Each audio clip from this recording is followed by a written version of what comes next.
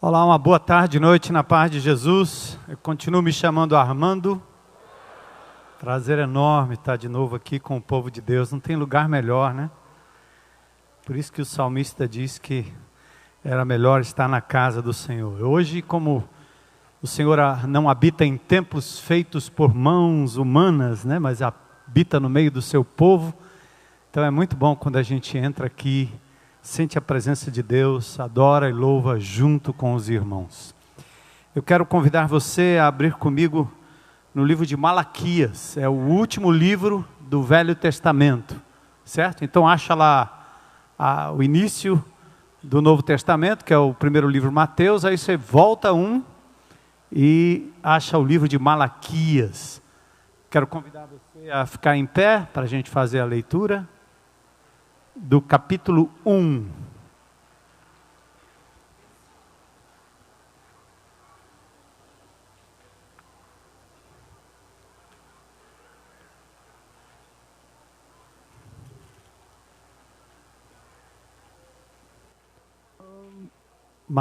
Malaquias, capítulo 1. São 14 versículos. O Velho Testamento se divide em alguns períodos históricos, dentre eles os 70 anos que a nação de Israel passou no exílio babilônico, e ali alguns livros foram produzidos, um deles o livro de Daniel, e depois do exílio babilônico, 3 livros proféticos, Ageu, Zacarias e Malaquias. Os 3 últimos livros do Velho Testamento reportam exatamente a esse período em que Israel volta do exílio, reconstrói os muros, depois reconstrói o templo, tanto Esdras como Neemias, e a partir daí o povo retoma a adoração, a frequência ao templo, os sacrifícios, as orações. Então é um tempo de muita alegria, o povo poder voltar do cativeiro e de novo se reencontrar com a terra prometida. É um tempo bem interessante. Mas Malaquias é um profeta enviado por Deus, a palavra dele quer dizer um mensageiro, um enviado do Senhor. E esse primeiro capítulo tem uma advertência para o povo que certamente servirá para nós hoje. Uma advertência à palavra do Senhor contra Israel por meio de Malaquias. Eu sempre os amei, diz o Senhor. Mas vocês perguntam, de que maneira nos amaste? Não era Esaú, irmão de Jacó, declara o Senhor. Todavia eu amei Jacó, mas rejeitei Esaú. Transformei suas montanhas em terra devastada e as terras de sua herança em morada de chacais do deserto. Embora Edom afirme, fomos esmagados, mas reconstruiremos as ruínas, assim diz o Senhor dos Exércitos. Podem construir, mas eu demolirei. Eles serão chamados terra perversa, povo contra quem o Senhor está irado para sempre. Porque, na verdade, os edomitas zombaram do povo de Israel na tentativa de entrar na terra prometida. Vocês verão isso com seus próprios olhos e exclamarão, grande é o Senhor, até mesmo além das fronteiras de Israel. Agora, veja bem, o filho honra seu pai, e o servo, o seu senhor. Se sou pai, onde está a honra que me é devida? Se eu sou senhor, onde está o temor que me devem? Pergunta o Senhor dos Exércitos a vocês, sacerdotes. São vocês que desprezam o meu nome. Mas vocês perguntam, de que maneira temos desprezado o teu nome? Trazendo comida impura ao meu altar, e mesmo assim ainda perguntam, de que maneira te desonramos? Ao dizerem que a mesa do Senhor é desprezível, na hora de trazerem animais cegos para sacrificar, vocês não veem mal algum. Na hora de trazerem animais aleijados e doentes como oferta, também não veem mal algum. Tentem oferecê-los de presente ao governador. Será que ele se agradará de vocês? Será que os atenderá? Pergunta o Senhor dos Exércitos. E agora, sacerdotes, tentem apaziguar Deus para que tenha compaixão de nós. Será que com esse tipo de oferta Ele os atenderá? Pergunta o Senhor dos Exércitos. Se um de vocês fechasse a porta do templo, assim ao menos não acenderiam o fogo do meu altar inutilmente. Não tenho prazer em vocês, diz o Senhor dos Exércitos, e não aceitarei as suas ofertas, pois do Oriente ao Ocidente, grande é o meu nome entre as nações. Em toda parte incenso é queimado e ofertas puras são trazidas ao meu nome, porque grande é o meu nome entre as nações, diz o Senhor dos Exércitos. Mas vocês o profanam, ao dizerem que a mesa do Senhor é imunda e que a sua comida é desprezível. E ainda dizem, que canseira, e riem dela com desprezo, diz o Senhor dos Exércitos. Quando vocês trazem animais roubados, aleijados e doentes, e o oferecem em sacrifício, deveria eu aceitá-los de suas mãos? Pergunta o Senhor. Maldito seja o enganador, que tendo no rebanho um macho sem defeito, promete oferecê-lo e depois sacrifica para mim um animal defeituoso. Diz o Senhor dos Exércitos, pois eu sou um grande rei e o meu nome é temido entre as nações. Senhor, adoramos o teu nome. E nesse momento em que a tua palavra é lida, queremos, ó Pai, que as palavras do profeta ao povo de Israel, aos seus líderes, seja uma palavra aplicável à nossa vida e conduta aqui e agora, Senhor. Que essa atitude dos judeus, essa complacência, Senhor, essa negligência, essa mornidão, essa coisa de oferecer o resto ao Senhor, que isso seja, Senhor, banido do nosso meio, dos nossos pensamentos e das nossas práticas. Que essa palavra de alguma forma nos leve a reconhecer o teu amor incondicional que nós temos falado, cantado, louvado aqui, Senhor. Mas que acima de tudo, em resposta, nós possamos dar o melhor de nós a um Deus que deu o melhor de si por nós. Desperta o teu povo, Senhor, para o chamado, a responsabilidade, a missão que nós temos aqui e agora, neste mundo, neste país, nesta cidade, neste contexto. Usa-nos, Senhor, para a honra e glória do teu Filho Jesus, pois é em nome dele que nós oramos e agradecemos. Amém. Podem sentar.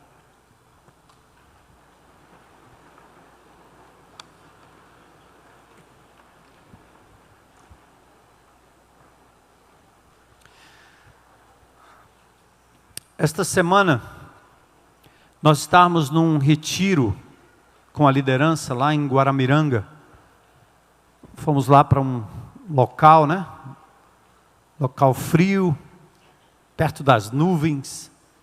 E a gente meditando naquilo que está por vir, aquilo que Deus está fazendo já ao nosso redor, meditando no clamor da sociedade, com as desigualdades, com a violência, tudo aquilo que está por vir sobre a nossa cidade, a ação do tráfico, matando gente, denúncias feitas toda semana, pessoas amadas e queridas perdendo a vida bem próximo de nós, queridos irmãos que moram em conjuntos dominados pelo tráfico, têm que deixar suas casas no meio da madrugada, porque os traficantes mandam e desmandam.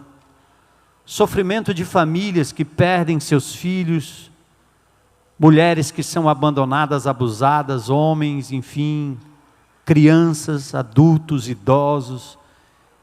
Que país é esse? Que mundo é esse? Que sociedade é esta? E que resposta o povo de Deus, através da pregação e da vivência do reino de Deus, pode dar a esta sociedade?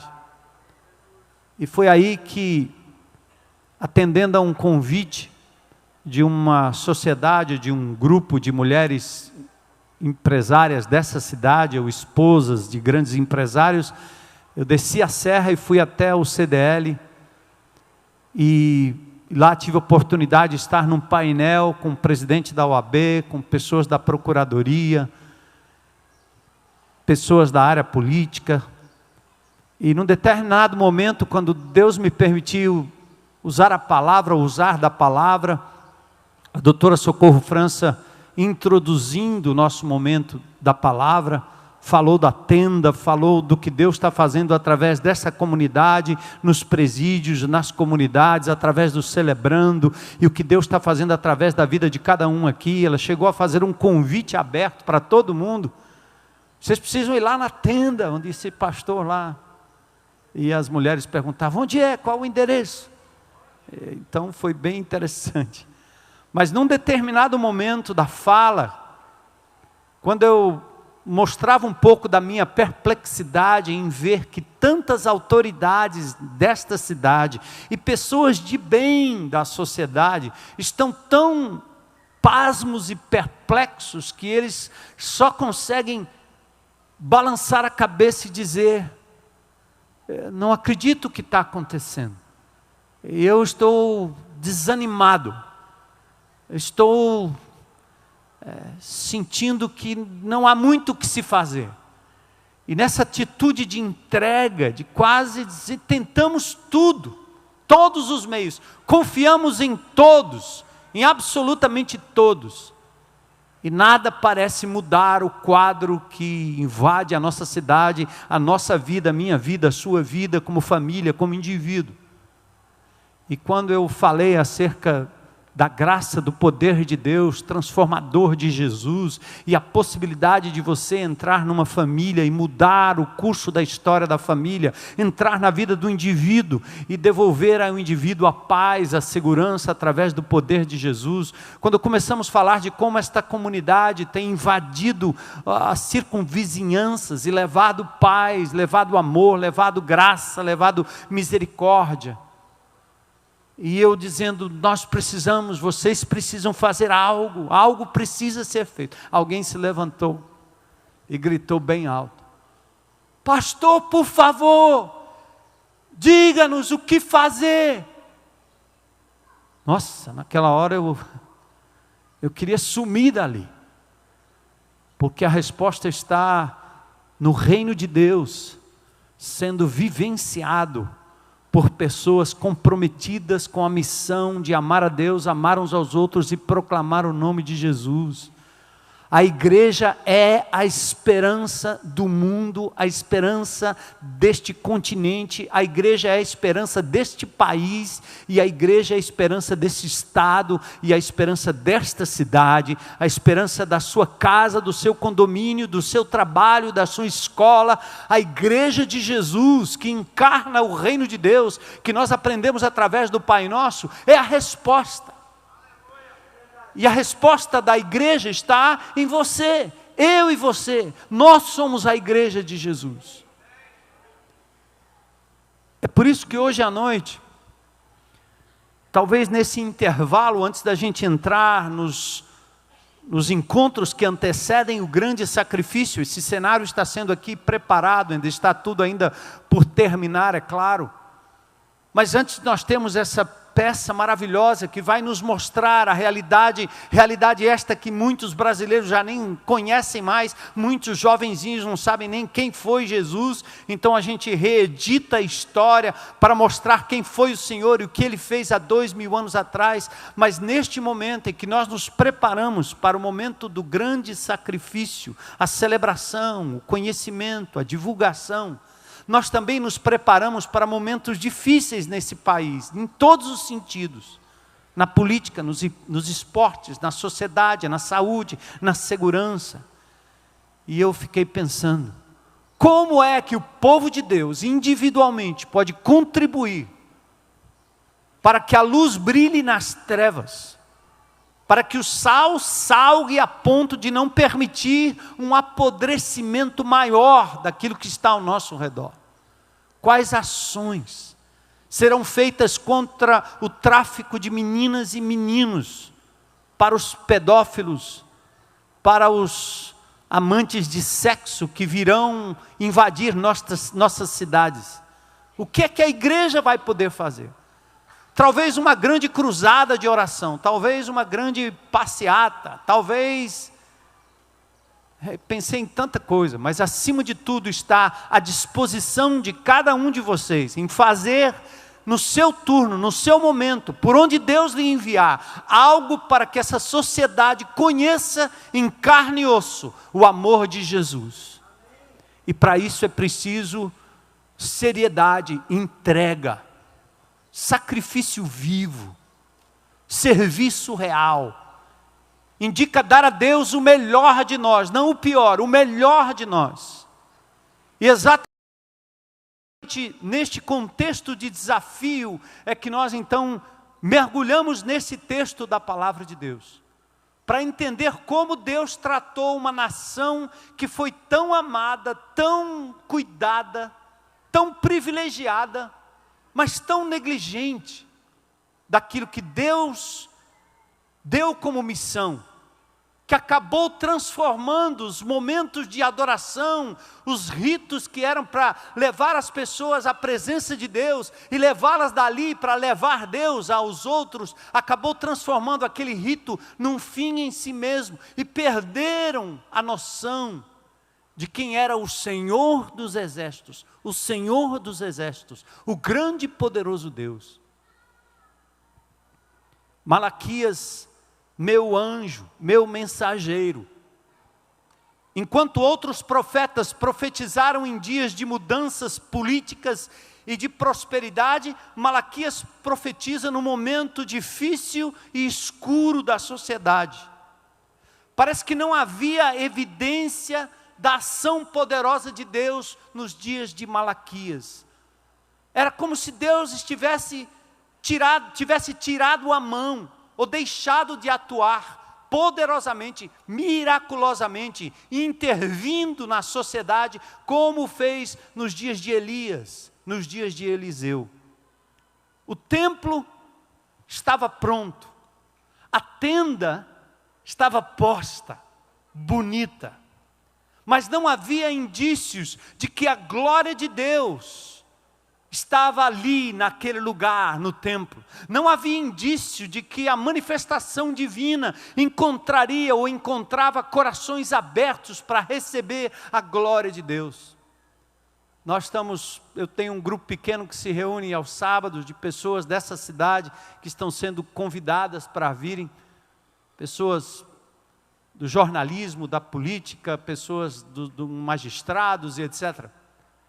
E foi interessante que veio aqui na quarta-feira, uma pessoa trazida pelo Major Plaut, disse que ela entrou aqui, olhou tudo isso e eles esqueceram que era quarta-feira, não tinha quase ninguém aqui, a não ser os funcionários aqui, acho que nem só o pessoal que guarda a propriedade, mas a descrição dele era mais ou menos assim: se existe céu, aquele lugar é parecido, porque eu entrei ali e encontrei uma paz mas eu fiquei pensando, mas não tinha ninguém. E a propriedade não é sagrada.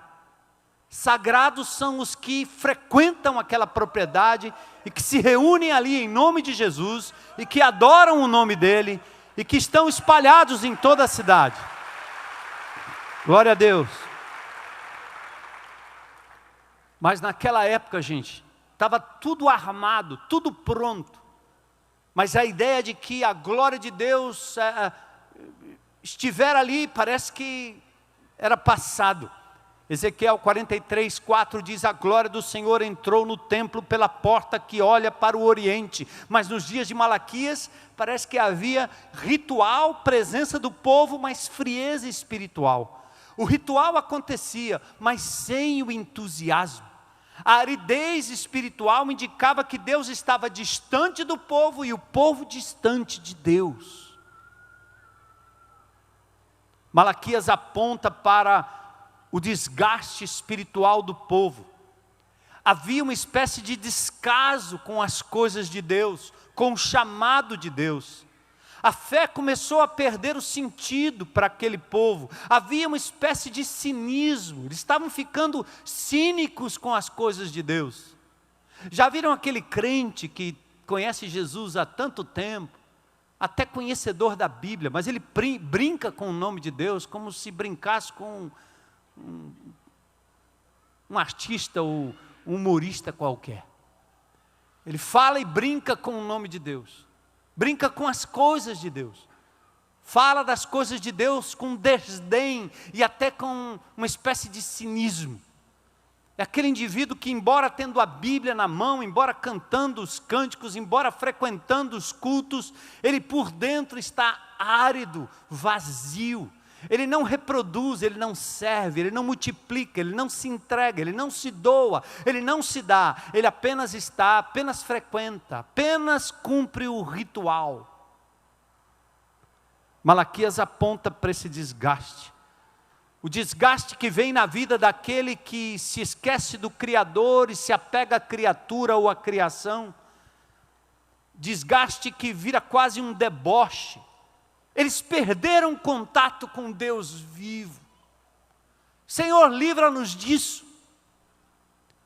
Com a ternura profética, o povo de Deus aqui é chamado a um despertamento, para adorar e servir a Deus de forma sacrificial, excelente e prazerosa. Vemos numa grande congregação o entusiasmo e o fogo dos que acabaram de ser resgatados por Jesus. É o que a gente vê aqui nessa comunidade. Novos convertidos fazendo a obra, indo atrás, abrindo os grupos pequenos, deixando entrar mulheres, crianças, adultos, não interessa. Pessoas que estão indo nos bairros, nos becos e estabelecendo grupos pequenos ali. Pessoas que estão levando amor e cuidado às casas de recuperação, servindo nas comunidades, indo aos presídios, novos convertidos. Eles não têm muito da teoria, da doutrina, do aprofundamento, nem do tempo e da experiência, mas são instrumentos nas mãos de um Deus poderoso, enquanto os velhos se recolhem e formam grupinhos que se perpetuam para cuidar dos seus próprios problemas, problemas estes que parece que nunca se acabam.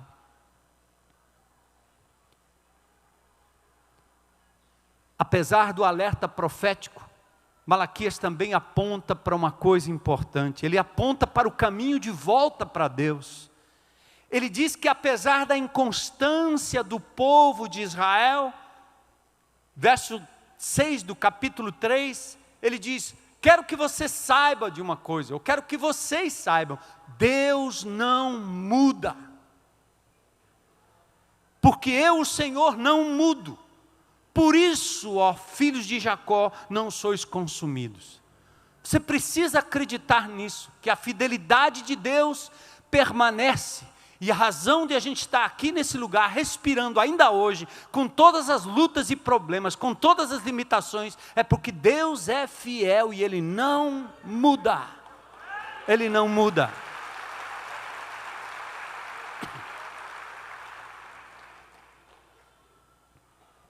E o verso 7 do mesmo capítulo de Malaquias mostra também que Deus está todo o tempo me convidando, nos convidando, lhe convidando ao arrependimento. Volta, cara. Volta, menino, volta, homem, volta, ancião, volta, família, volta, mulher, volta. Tornai-vos para mim, o Senhor diz, e eu me tornarei para vós outros, diz o Senhor dos Exércitos. Deixa o rito.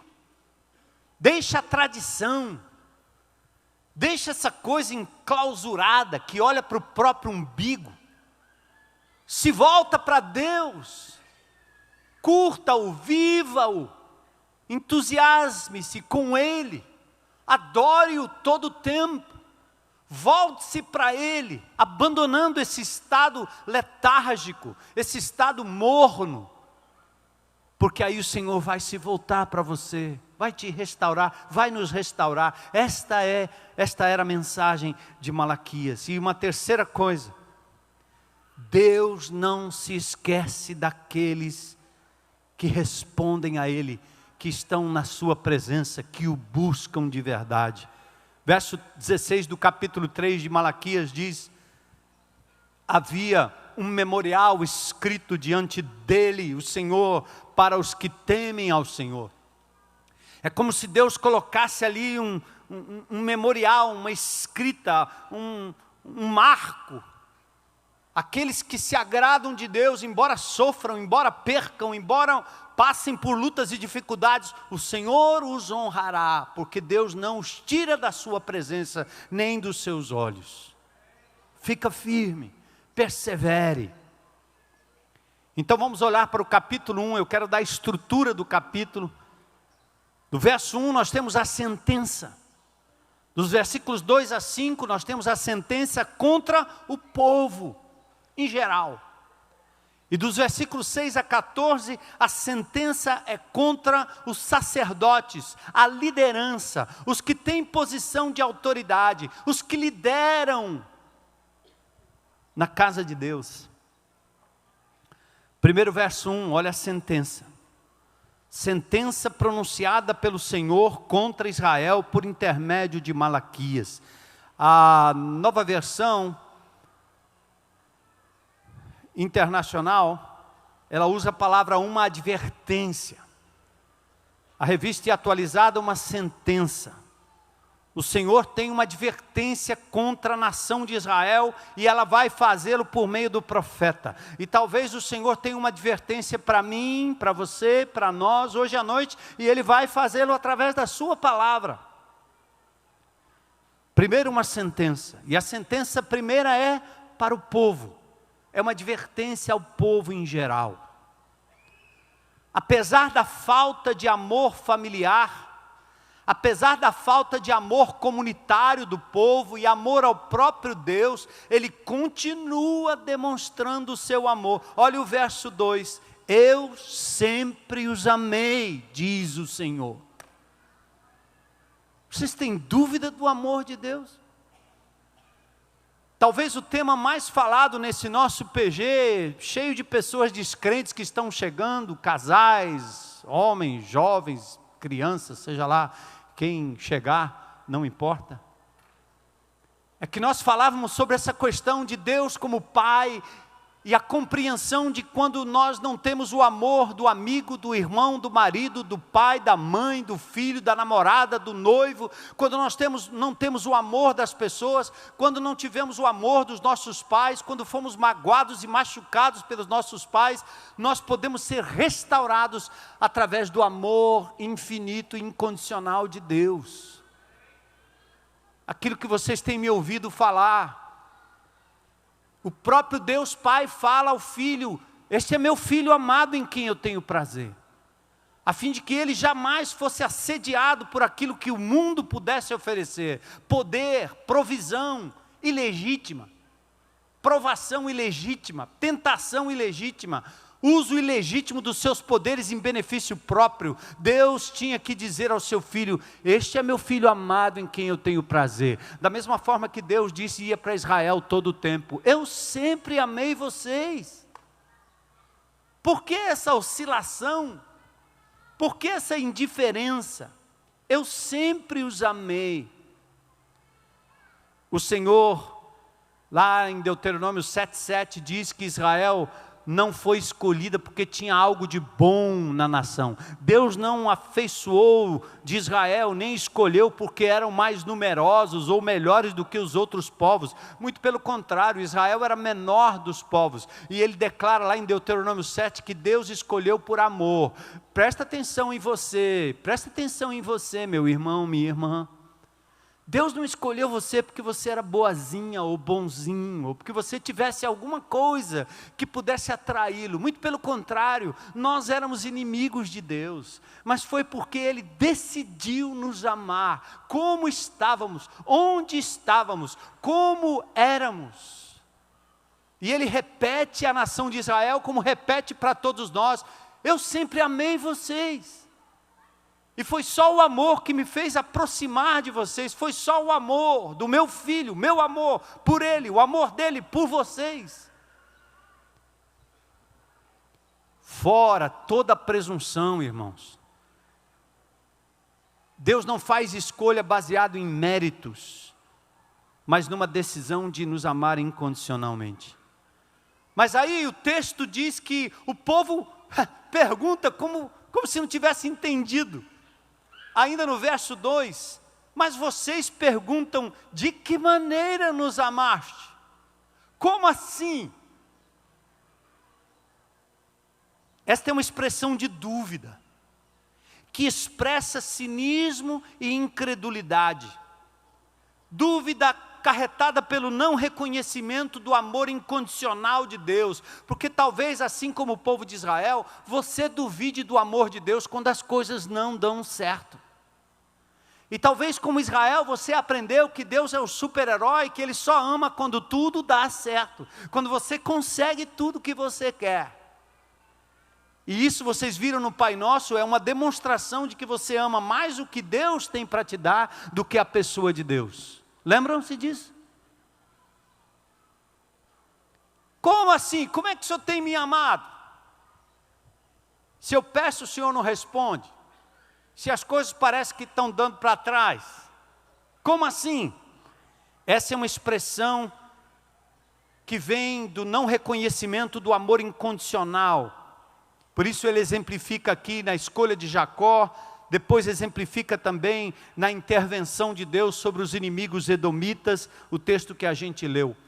Só uma mente incrédula, só uma mente egoísta, voltada apenas para as suas necessidades, não é capaz de perceber o que Deus está fazendo ao nosso redor e em nosso favor. Por isso não questione o amor de Deus, e por isso esteja pronto a reconhecer e a andar neste amor, e ser motivado a servir a Deus através deste amor.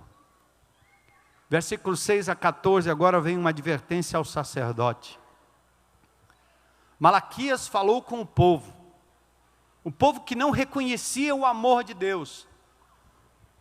Qual motivação você precisa para servir a Deus com excelência, para dar a Deus o melhor de você? Tem recebido de Deus dons e talentos para o servirem. Os que são mais velhos na fé têm recebido do Senhor grandes privilégios, mas também isso indica grandes responsabilidades. Dá uma olhada em Lucas capítulo 12, versos 47 e 48. Aliás, acho que o 47 não vai estar aí, mas deixe-me ler o 47. Aquele servo que conhece a vontade de seu Senhor e não prepara o que ele deseja, nem o realiza, receberá muitos açoites. Ops, agora o verso 48. Bota o 8. Está aí? 1, 2, 3, já. Mas aquele que não a conhece e pratica coisas merecedoras de castigo, receberá poucos açoites. Por quê? Qual é o princípio? A quem muito foi dado, muito será o quê? Exigido. E a quem muito foi confiado, muito será o quê?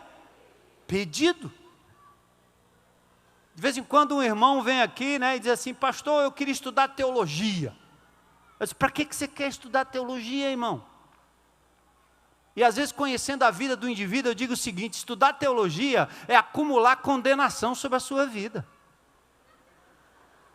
Porque quanto mais você aprende, mais você vai ter que dar contas a Deus, amigo. Você não consegue praticar nem o básico.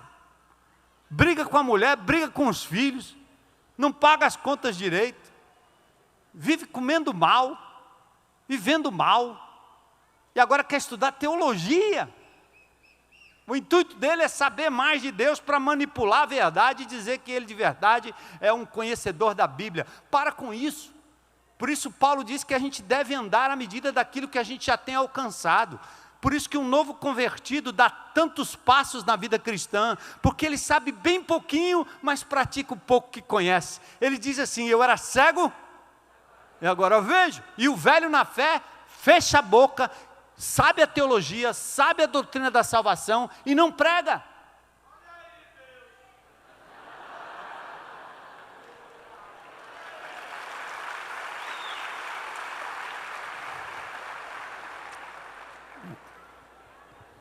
É isso mesmo. Quase todos temos responsabilidade em alguma área da vida.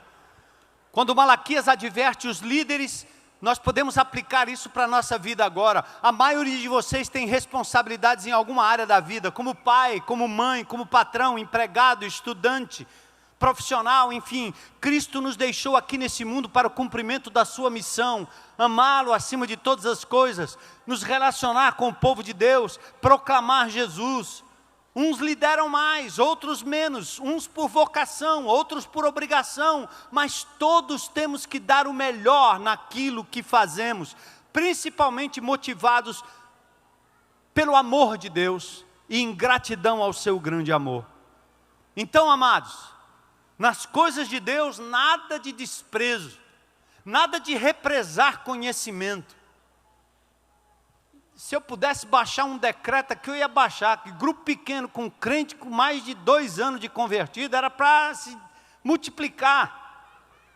Se tiver algum grupo pequeno com crente que tem 2 anos de convertido, tem 5 com 2 anos de convertido, meu amigo, já dá para a gente fazer 5 PGs novos, trazendo todos os bebezinhos que se convertem aqui domingo e vêm aqui à frente e saem daqui às vezes tontos porque não sabe exatamente para onde vai.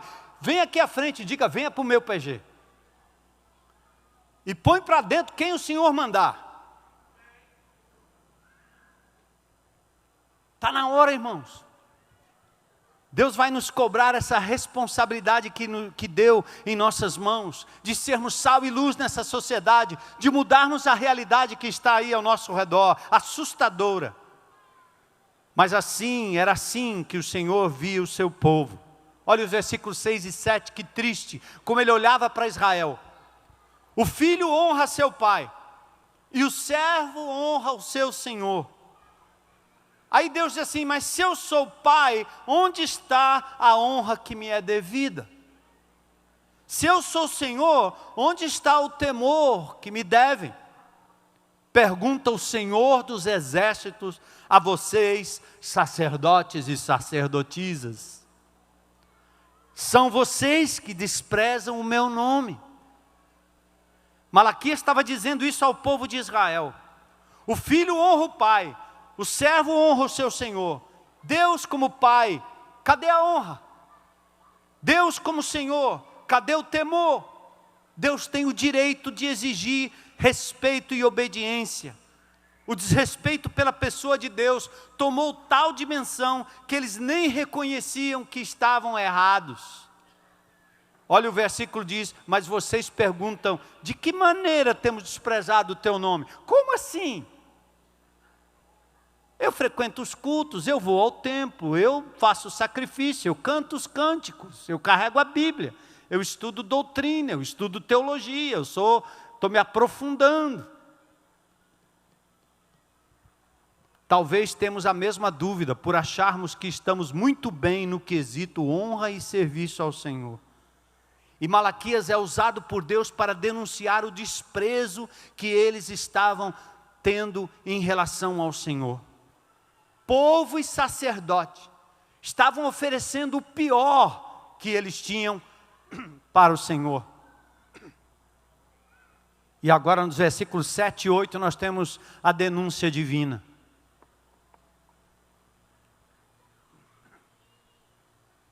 Verso 7.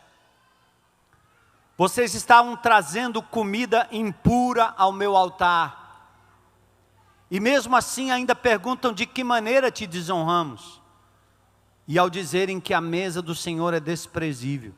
Olha o verso 8, que Deus está dizendo para Israel. Na hora do sacrifício, na hora de trazerem animais cegos para sacrificar, vocês não veem mal algum. Na hora de trazerem animais aleijados e doentes como oferta, também não vem mal algum? Gente, tanto em Levítico no capítulo 22, como em Deuteronômio capítulo 15, Deus normatiza as ofertas. Ele diz assim para o povo: se você me ama acima de todas as coisas, tragam o melhor do seu rebanho.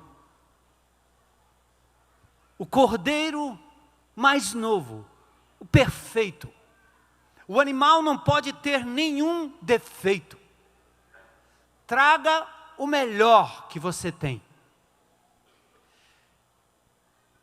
E aqui Israel, a essa altura do campeonato, estava tentando enganar a Deus, oferecendo exatamente o oposto daquilo que ele já havia descrito como uma demonstração de amor, de respeito e de honra ao Senhor dos Exércitos. Ele diz: quando vocês trazem comida, ela é impura. O pão como oferta é impuro. O animal que você traz é aquele cego. Os animais que vocês estão trazendo são os aleijadinhos, que não tem valor no mercado. Mas é um animal de qualquer jeito. Animal por animal, tanto faz. Tanto faz não. Você está oferecendo aquele que é desprezado, o que vale menos, diante de um Deus que te deu o melhor. Que tristeza. Os animais doentes, vocês estão levando para o sacrifício, mas não é para o sacrifício mesmo? Leva lá. Chocante. Chocante. É tão chocante que Deus chega a dizer no verso 10: ah, se um de vocês fechasse a porta do templo, se alguém tivesse coragem de fechar a porta do templo, para que esse sacrifício impuro, imundo, que eu não aceito, pudesse cessar de ser feito e entregue na minha presença. É isto que eu mereço? No verso anterior ele ainda diz o seguinte: você daria esse tipo de oferta para o governador? Será que ele aceitaria? Toda vez que a gente faz uma campanha, tragam brinquedos. Ou então, nós estamos precisando dar ali na casa de recuperação, fazemos ali um chá de panela, para aqueles meninos que quase nada têm ali. E invariavelmente a gente recebe de alguns, não são todos, alguns, o brinquedo quebrado, o utensílio que não tem nem como segurar num cabo, porque a pessoa está dando não aquilo que é o melhor, mas aquilo que é o desprezado, desprezível. Ao invés de jogar fora, eu dou para Deus. Os judeus estavam fazendo isso no sacrifício, dando o pior animal, o doente, o coxo, aquele que não vale nada. Chocante. E Deus diz assim: era melhor que vocês fechassem tudo isso aqui, do que estar oferecendo para mim algo que não é o melhor de vocês, que não demonstre a honra que vocês devem ao meu nome. É melhor não dar do que dar menos do que o melhor de nós. Malaquias quer que o povo saiba que Deus não tem prazer em rituais, Deus não tem prazer em sacrifícios que não traduzam a real devoção, o melhor de você para o Senhor dos Exércitos, aquele que nos ama incondicionalmente. Deus mostra a Israel, assim como quer mostrar para nós hoje à noite, que não somos os únicos que adoram ao Senhor. Deus chega ao ponto de no verso 11 dizer assim: vocês me dão essas coisas aí, esse resto de tempo, esse resto de dedicação, esse resto de oferta. Eu quero que vocês saibam que no mundo inteiro há aqueles que me adoram, que honram o meu nome. O verso 11 ele diz: pois do Oriente ao Ocidente grande é meu nome entre as nações, em toda parte incenso e ofertas puras são trazidos ao meu nome, porque grande é o meu nome entre as nações, diz o Senhor dos Exércitos. Malaquias acaba com o auto-engano e a falsa noção de dever cumprido. Quando eu dou o pior para Deus, consciência lavada, mesa imunda e oferta desprezível é o resultado de um coração irreverente e de um coração desobediente a Deus. Verso 12, mas vocês profanam o nome ao dizerem que a mesa do Senhor é imunda e que a sua comida é desprezível. Não é pelo falar, é pelo agir que se diz. Verso 13, a realidade do enfadonho ritual que tenta agradar a Deus com aquilo que é resto, sabe o que acontece? Cansa, fica chato, não tem alegria, nem tem prazer, não produz renovo. E o povo dizia, que canseira, que negócio chato, esse ritual, essa entrega, essa oferta, esse momento, essa ceia, esse cântico, essa palavra, coisa chata. Fazemos pouco caso, uma versão diz muxoxo, o fruto do roubo, o aleijado, o doente. E o verso 14 ele diz, maldito seja o enganador, que tendo no rebanho um macho sem defeito, promete oferecê-lo e depois sacrifica um animal defeituoso. Diz o Senhor dos Exércitos.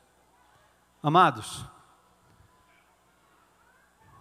vamos aqui perceber o que estava acontecendo na nação de Israel. Deus sempre dando o melhor de si, cuidando, protegendo, livrando, suprindo, e o povo dando o resto de si para Deus. Um coração frio, um coração cínico, uma fé sem entusiasmo, porque não reconhecia o amor de Deus, davam o resto.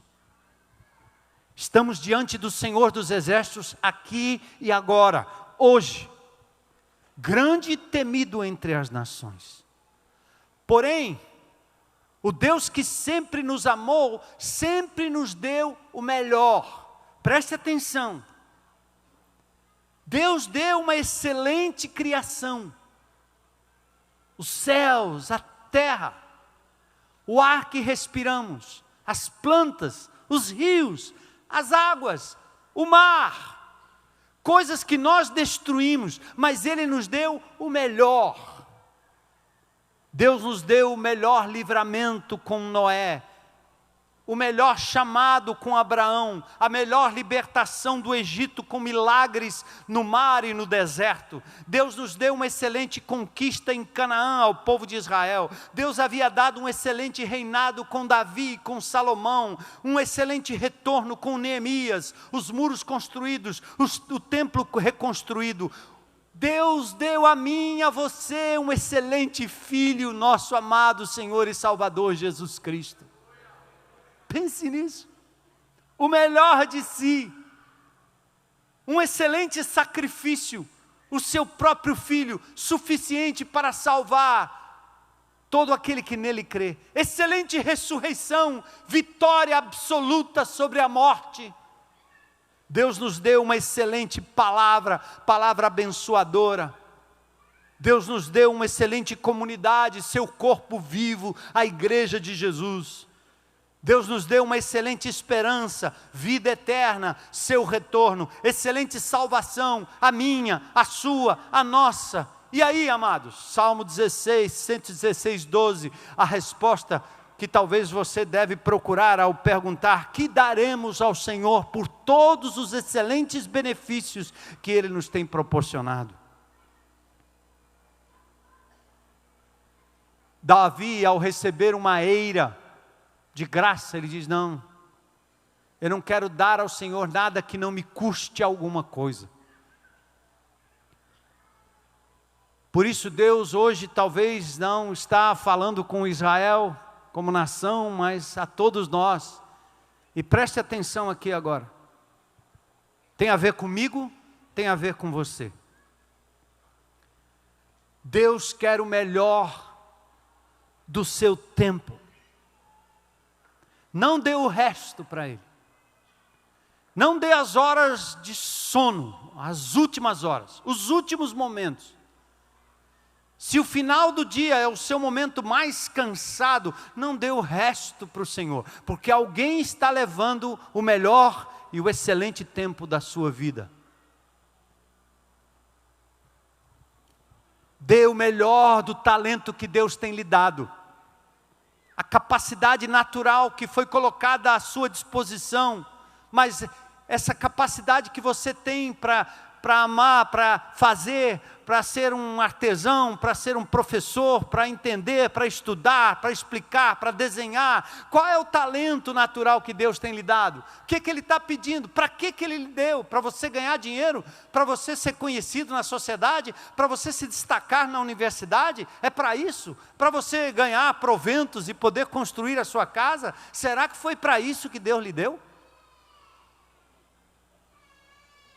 Em parte sim, mas Ele está dizendo a você agora, quem é que está recebendo o melhor do seu talento, o melhor da sua vocação, o melhor da sua mente, o melhor do seu corpo? Quem? Quem está recebendo o melhor?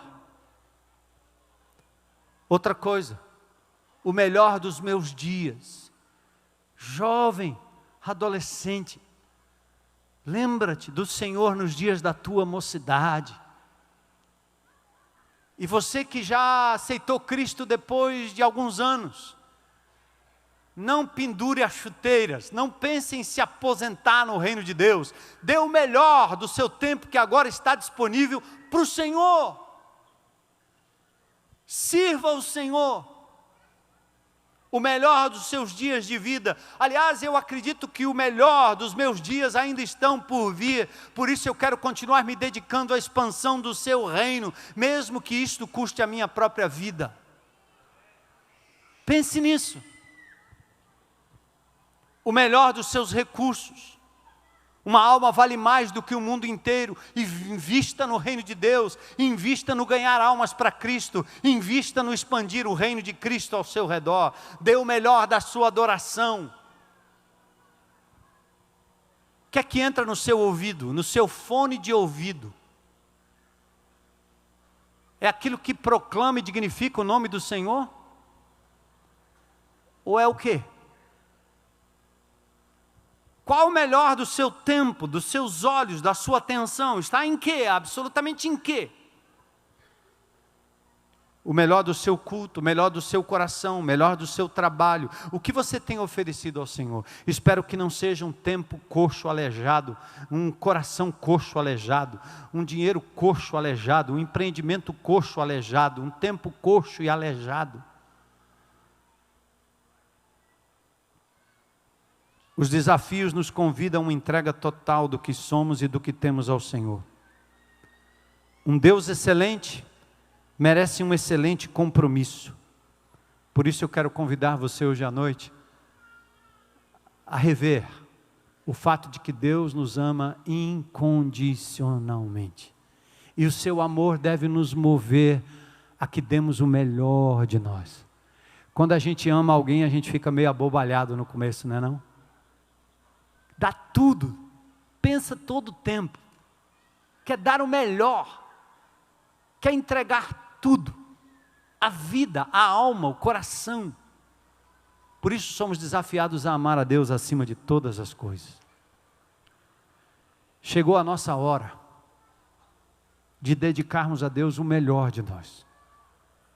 Nada relaxado, nada relapso.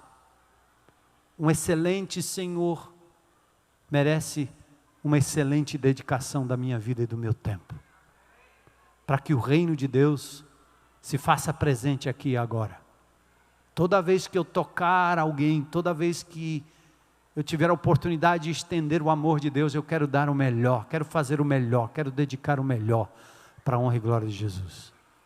Curva sua cabeça aí em oração um momento. Fala com Deus acerca desta palavra. E reconheça agora o seu amor incondicional. Reconheça a excelência do seu amor e da sua provisão. Reconheça que tudo que você tem recebido pertence a Ele. e reconheça que uma forma de adorá-lo é devolver a Ele o melhor, o melhor, o melhor. O melhor do tempo, o melhor dos talentos, o melhor da vida, o melhor da sua casa, o melhor do seu grupo, para que o reino de Deus seja implementado aqui e agora, como é implementado lá nos céus.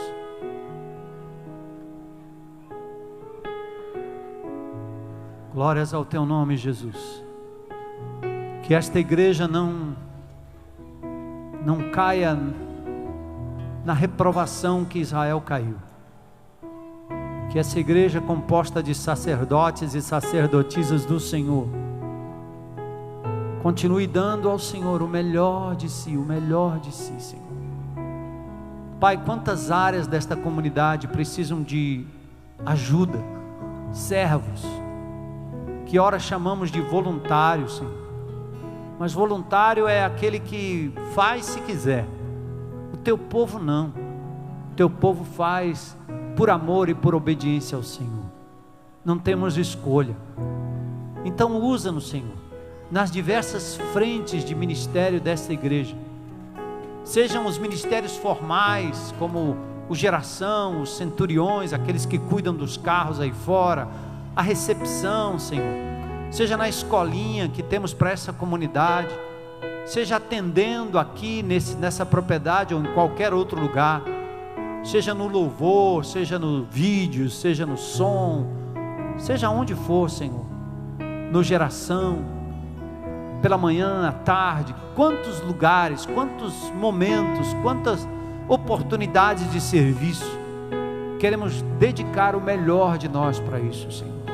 Levanta diante do teu trono pessoas com um coração de servo, e não só para servirem aqui, Senhor, institucionalmente, mas por onde quer que eles andem, que eles procurem sempre uma oportunidade de servir a comunidade, servir as pessoas, Senhor, e demonstrar que o reino de Deus é chegado aqui entre nós e através de nós.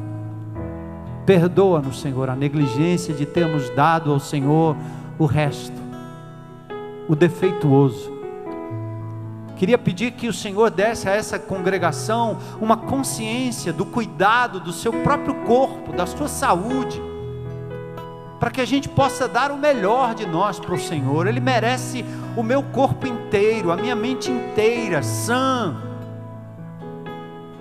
Vivemos num mundo mal, tantas coisas que nos atacam, Jesus, mas ainda a gente ser agente dessa destruição é negligenciar o teu corpo, o corpo que o Senhor nos deu, o templo do teu Espírito.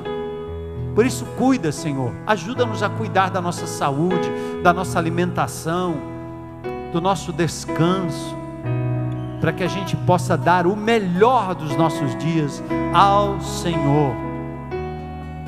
Nosso carro, nossa casa, nossos bens, que o Senhor tem nos dado, nosso grupo pequeno, nosso ajuntamento, que seja também o melhor de nós, Senhor, para o Senhor, para o reino de Cristo ser expandido aqui nessa terra. Glórias ao teu nome. Eu quero perguntar se tem alguém nesse auditório que gostaria de dedicar ao Senhor aquilo que de melhor, de mais importante você tem. Não é o que você pode dar, é quem você é. Jesus está interessado no seu coração, na sua vida.